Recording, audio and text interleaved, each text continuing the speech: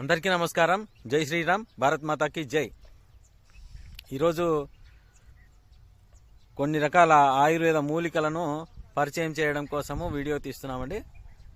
ఇక్కడ ఉన్నటువంటి వెంపలి చెట్లు విపరీతంగా ఉన్నాయి కదా. ఈ వెంపలి చెట్లలోనే ఇండిగో చెట్లు అనేటివి కానీ ఉన్నాయి. అంటే నీలి చెట్టు గురించి పరిచయాలు లేవు మనకు.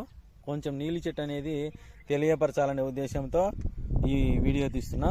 ఇదిగోండి, ఇక్కడ ఉండే ఎంపలి చెట్టుతో సమానంగా డిజైన్ కలిగి ఉంటుంది.